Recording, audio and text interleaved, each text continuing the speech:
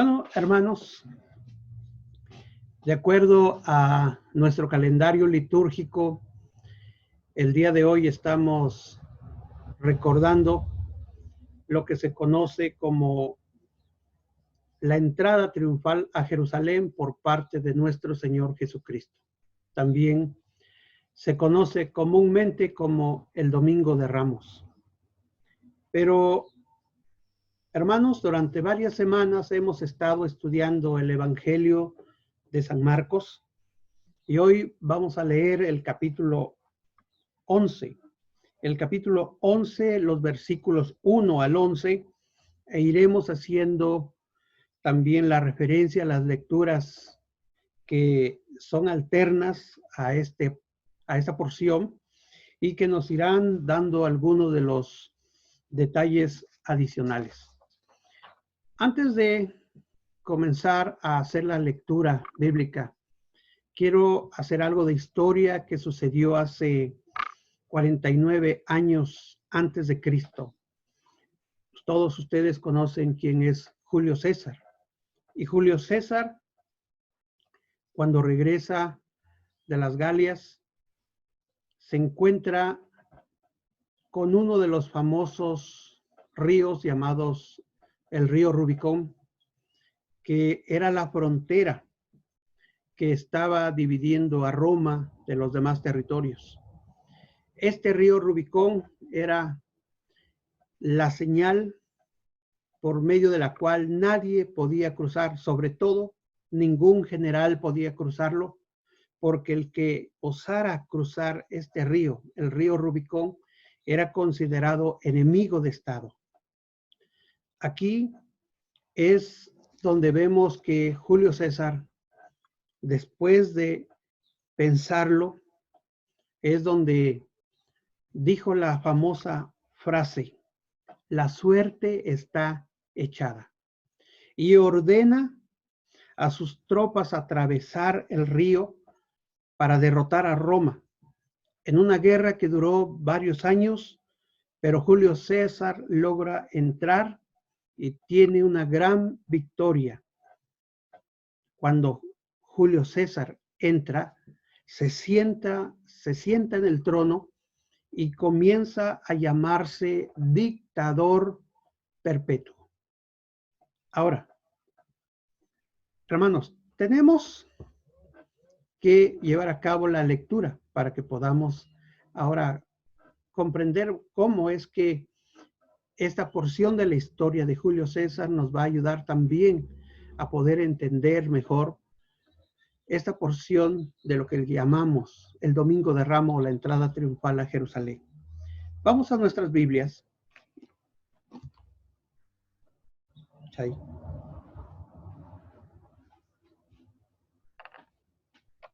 Sí.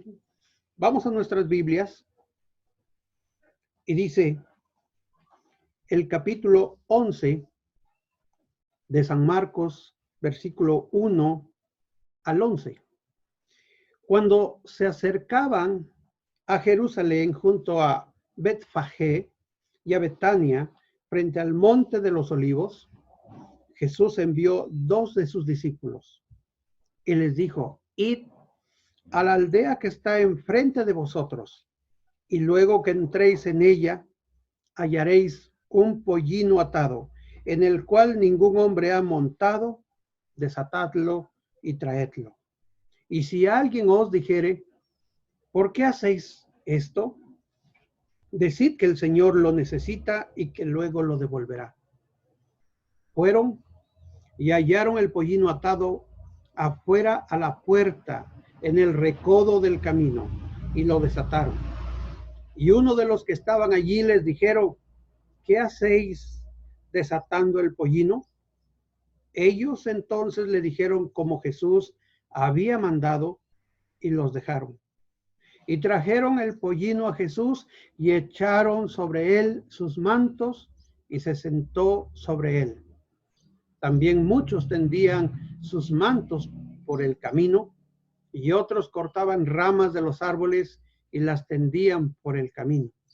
Y los que iban delante y los que venían detrás daban voces diciendo: Hosana bendito el que viene en el nombre del Señor. Bendito el reino de nuestro padre David que viene.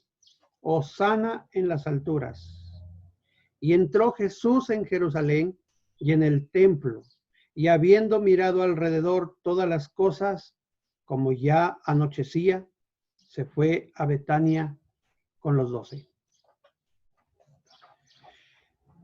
Bueno, hermanos, ahora tenemos que el Señor Jesús, que durante 3 años había estado predicando el arrepentimiento, la llegada del reino de Dios, durante estos 3 años estuvo sanando enfermos, expulsando a los demonios, y en este momento estaba llegando a su fin el ministerio terrenal. Ahora vamos a llamar, con su entrada a Jerusalén, había de provocar una reacción en cadena que culminaría en su muerte. Esto es lo que podríamos llamar el cruce del río Rubicón. El Señor Jesús en esta ocasión va a tomar la gran decisión de cruzar la línea enemiga.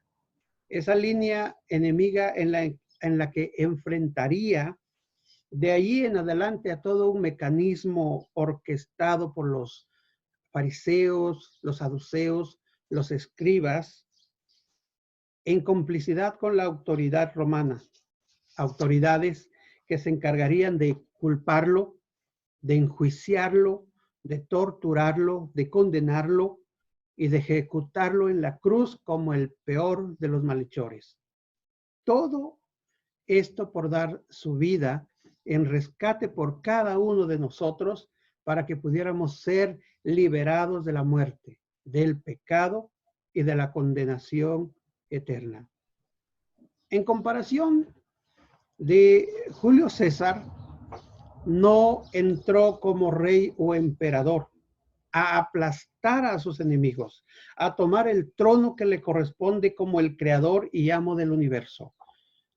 No llegó montado en un brioso corcel, ni acompañado de las legiones de los soldados, sino que entró ocupando la posición de un siervo, con la compañía de sus discípulos y una gran multitud que aclamaba sin tener un claro entendimiento de la naturaleza de su reino. Julio César llegó a imponer su imperio, a gobernar por la fuerza, con mano de hierro. Jesús llegó para ser entregado a un procurador romano por los líderes de la nación judía, para ser condenado en la fiesta más importante de los judíos, la Pascua, donde mataban miles de corderos cuya sangre nunca podían limpiar los pecados de la gente. La profecía de Zacarías 9:9, y que lo presentan los evangelios de Mateo y Juan, dice: alégrate mucho, hija de Sión, da voces de júbilo, hija de Jerusalén. He aquí tu rey vendrá a ti, justo y salvador, humilde y cabalgando sobre un asno, sobre un pollino, hijo de asna. Profetizado 500 años antes de que Jesús naciera, nuestro Padre había anunciado que el Mesías, el Salvador, llegaría en un pollino, asumiendo la postura, como dice, de un siervo. Hermanos, los versículos 2 al 6 de este capítulo que estamos leyendo dice: y les dijo: id a la aldea que está enfrente de vosotros, y luego que entréis en ella, hallaréis un pollino atado, en el cual ningún hombre ha montado. Desatadlo y traedlo, y si alguien os dijere: ¿por qué hacéis esto? Decid que el Señor lo necesita y que luego lo devolverá. Fueron y hallaron el pollino atado afuera a la puerta, en el recodo del camino, y lo desataron. Nos preguntamos cómo es posible que el Señor supiera dónde estaba el pollino. Les dijo que estaba atado a la puerta, en el recodo del camino, y que los dueños se lo prestarían sin ningún problema. Hermanos, Jesús y sus discípulos estaban regresando de meses de estar ausentes. ¿Saber esto? Solamente Jesús lo puede, porque Él es todopoderoso, Él todo lo sabe. Él es omnisciente, hermanos. No hay nada que esté fuera de su alcance, fuera de su conocimiento. Y Dios nos dice que todo está sujeto a Él y Él todo lo sabe.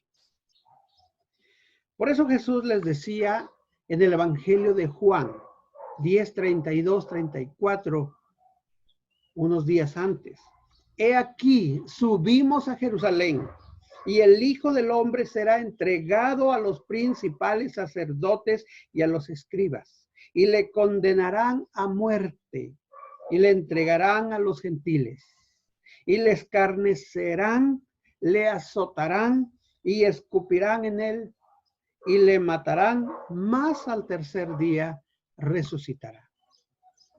Una vez, hermanos, que trajeron el pollino, echaron sobre él sus mantos, y Jesús se sentó sobre él. Además, muchos, dice la porción, tendían sus mantos por el camino, y otros cortaban ramas de los árboles y las tendían por el camino, y daban voces diciendo: Hosana, bendito el que viene en el nombre del Señor, bendito el reino de nuestro padre David que viene. Hosana en las alturas. Podemos preguntarnos cuál era la razón por la cual la multitud tendía sus mantos. Hay una referencia en el segundo libro de Reyes, en el capítulo 9, verso 13, dice: entonces cada uno tomó apresuradamente su manto y lo puso debajo de Jehú en un trono alto, y tocaron corneta y dijeron: Jehú es rey. Hermanos, hasta este momento las multitudes conocían a Jesús como el hombre que sanaba a diversos tipos de enfermos. Había alimentado a las multitudes, resucitaba a los muertos, expulsaba a los demonios. Era el hombre con el cual todo el pueblo quería estar. Era el admirado, y porque había demostrado un despliegue de autoridad y poder. El profeta Jeremías dice que la ciudad se alegraría por la entrada del rey. Y aquí había una gran multitud que se había multiplicado, porque era la gran fiesta y venían de varias partes del mundo. Marcos dice que había multitudes que iban adelante y venían dando voces, y estamos hablando, hermanos, de miles que aclamaban a Jesús como el Hijo de David. Y la porción del Evangelio de Juan 12, del 9 al 12, nos ayuda diciendo: gran multitud de los judíos supieron entonces que él estaba allí, y vinieron no solamente por causa de Jesús, sino también para ver a Lázaro, a quien había resucitado de los muertos. Pero los principales sacerdotes acordaron dar muerte también a Lázaro, porque a causa de él muchos de los judíos se apartaban y creían en Jesús. El siguiente día, grandes multitudes que habían venido a la fiesta al oír que Jesús venía a Jerusalén. Es lo que nos dice esta porción de Juan 9 al 12. Algunos han realizado conteos de acuerdo al número de corderos sacrificados en la Pascua. Pues muchas veces un cordero era sacrificado por un cierto número de personas porque no podían pagar ellos un cordero, por lo tanto se juntaban entre varios y varios acordaban y compraban un cordero. Y los conteos han demostrado que había alrededor de 2 millones de personas que acudieron a la Pascua, pues venían de todas partes del mundo. Encontramos así que era entonces el Mesías más poderoso que había de establecer un reino político también poderoso y que expulsaría al Imperio Romano. Por eso llegaban a decir el reino de nuestro padre David, como decían al cantar las hosanas, que quiere decir, sálvanos, oh Señor. Sí, este pueblo necesitado, oprimido por el Imperio Romano, debía tener a un rey poderoso como lo fue David en sus tiempos de prosperidad espiritual, económico y político. Era un pueblo que por años había esperado ansiosamente al Mesías y ahora veían la gran oportunidad. Hosana era una oración que el pueblo había cantado por años durante la Pascua y que se encuentra en el Salmo 118, 26 y dice, bendito el que viene en el nombre de Jehová. Desde la casa de Jehová os bendecimos. Pero, como hemos dicho, la multitud que en ese día lo aclamaba como rey, no tenía la menor idea qué tipo de rey era Jesús, ni qué tipo de reino Jesús había venido a implantar.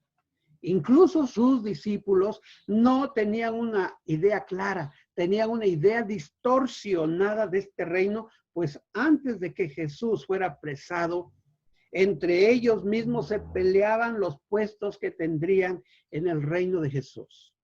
Solo Juan nos dice que solo cuando Jesús resucitó es que pudieron entender las cosas, lo que había dicho Jesús. Hermanos, el Señor Jesús no vino para sentarse en un trono y tener súbditos, sino Él vino para servir a cada uno de nosotros. Miren, hermanos, qué cosas curiosas. Jesús no tuvo un lugar para nacer en el mesón. Le prestaron una barca durante su ministerio. Le prestaron un pollino.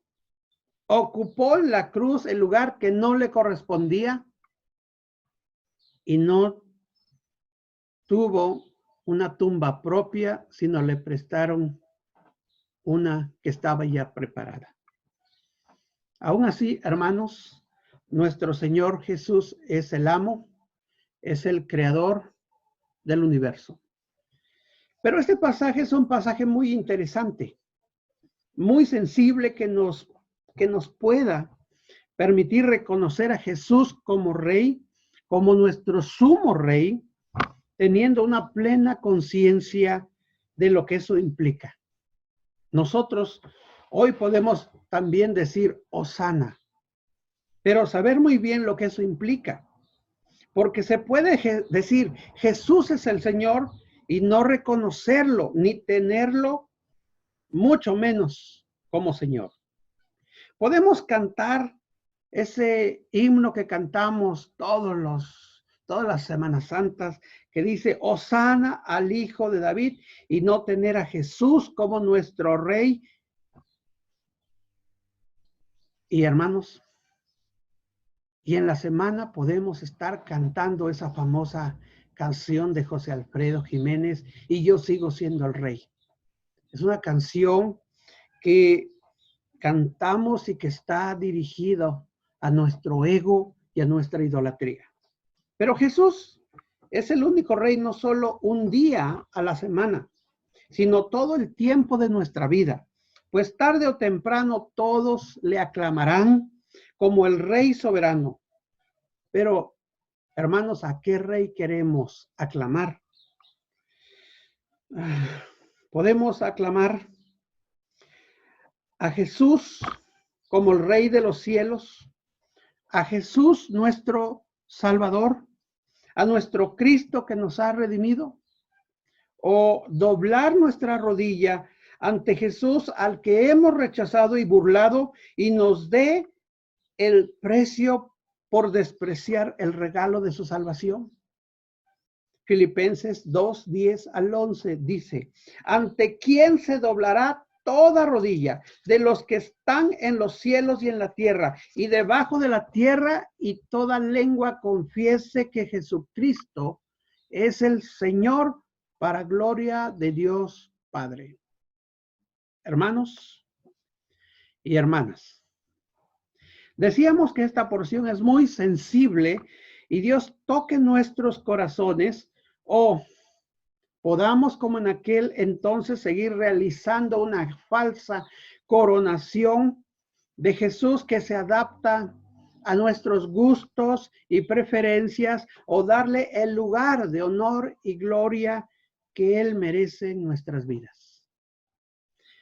Hay una línea divisoria que marca el Evangelio, la línea de los que han aceptado a Jesús como su único y suficiente Salvador, y aquellos que lo rechazan porque es un Dios que no está de acuerdo con nuestros intereses, o que les está declarando de manera constante los pecados y no queremos cambiar.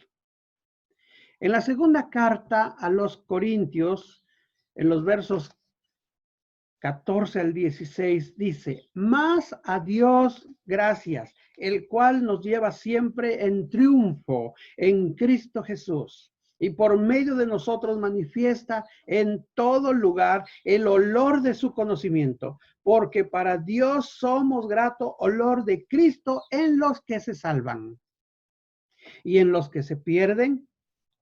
A esto ciertamente olor de muerte para muerte, y a aquellos olor de vida para vida. Y para estas cosas, ¿quién es suficiente? Nuestro Señor Jesús no llegó en un caballo y tomar el poder terrenal, sino Él llegó en un pollino, como un ciervo, como un cordero, y fue llevado al matadero, a la cruz del Calvario, para darnos la redención, para darnos salvación por medio de su gracia. Hermanos, en esta segunda venida de nuestro Señor Jesucristo, Él no vendrá en un asno. Él no vendrá como un siervo humilde, sino, dice Apocalipsis en el capítulo 19, que vendrá en un caballo blanco. De su boca sale una espada aguda para vencer a los enemigos, y sus vestiduras dicen Rey de Reyes y Señor de Señores. La llegada del Señor Jesús, entonces, hermanos, a Jerusalén llenaba las expectativas del pueblo en ese momento, porque querían a un gran líder político. Pero más adelante veremos que esos mismos que en este domingo lo estaban aclamando como rey, muchos de ellos pedirían que lo crucificaran porque había defraudado sus expectativas. No era el líder que lo salvaría de Roma, sino que era condenado por el mismo imperio romano del cual eran enemigos. Jesús no cumplió las expectativas de salvarlos, pues Él había venido a morir como un malhechor para salvarlos de sus pecados, de llamarlos al arrepentimiento, lo cual no era importante para ellos. Por eso es lo que pasa hoy mismo en muchas iglesias evangélicas, sí, en muchas iglesias evangélicas. Se predica a un Jesús domesticado, a un Jesús que satisface todos los deseos de nuestro corazón. Se predica al Jesús de la prosperidad. Ven a Cristo y serás feliz por siempre, nunca tendrás problemas. Se pueden cantar los himnos y las alabanzas con la imagen de un Cristo falso, que cuando vengan las pruebas y desilusiones, la prueba del dolor, las pruebas en medio de la tormenta, hermanos, renegaremos de ese Cristo que nos ha frustrado. ¿Cuántos de nosotros decimos que Jesús es nuestro Señor, pero reconocer la palabra Señor en toda la extensión de la palabra es que tengamos obediencia, respeto, sumisión, de que estemos conscientes de que Jesús es el creador y amo del universo, que todo lo que tenemos es porque Él nos los ha dado de su pura gracia. Hermanos, por último, el versículo 11 del pasaje que estamos leyendo dice: y entró Jesús en Jerusalén y en el templo, y habiendo mirado alrededor todas las cosas, como ya anochecía, se fue a Betania con los 12. Lucas, en el texto paralelo, en el capítulo 19, del 41 al 44, comenta. Y cuando llegó cerca de la ciudad, al verla, lloró sobre ella, diciendo: oh, si también tú conocieses, a lo menos en este tu día, lo que es para tu paz, mas ahora está encubierto de tus ojos, porque vendrán días sobre ti cuando tus enemigos te rodearán con vallado y te sitiarán y por todas partes te estrecharán y te derribarán a tierra y a tus hijos dentro de ti, y no dejarán en ti piedra sobre piedra, por cuanto no conociste el tiempo de tu visitación. Hermanos, Jesús lloró por el corazón duro de los que aclamaban, de los que pedirían que fuera crucificado, y por las consecuencias a Israel por haber rechazado a su rey. 40 años más tarde, en el año 70, el general Tito sitió a Jerusalén en una Pascua, cuando estaba llena de peregrinos. Durante meses no tuvieron que comer. Y en el año 70 después de Cristo, los romanos entraron a la ciudad y masacraron a más de 1 millón de judíos, y los que sobrevivieron los vendieron como esclavos. Cristo lloró por la incredulidad y dureza, por lo que aclamaron y después lo rechazaron. Pero, ¿qué sentiría Jesús en las iglesias de hoy, en medio de los cultos muy emocionales en la adoración, pero con corazones que rechazan a Dios, rechazan someterse a su voluntad, pero pueden también ser muy emotivos, con un corazón obediente y sumiso que reconoce a Jesús como su rey? Hermanos, que Dios nos ayude a que no seamos como esa multitud, a que no seamos culpables de que elevemos nuestros cantos y pongamos nuestras palmas y mantos con un corazón vacío de verdadera devoción. Rogamos que Dios permita que podamos llegar ante nuestro Señor Jesucristo con un corazón arrepentido y confesemos nuestros pecados, que nos postremos ante Él como lo que es nuestro Dios y soberano. En la primera carta de Juan, en el capítulo 2, verso 1 y 2, encontramos, hijitos míos, estas cosas os escribo para que no pequéis. Y si alguno hubiere pecado, abogado tenemos para con el Padre, a Jesucristo el justo. Y Él es la propiciación por nuestros pecados, y no solamente por los nuestros, sino también por los de todo el mundo. Y en la carta a los Hebreos, en el capítulo 4, verso 16, dice, acerquémonos pues confiadamente al trono de la gracia para alcanzar misericordia y hallar gracia para el oportuno socorro.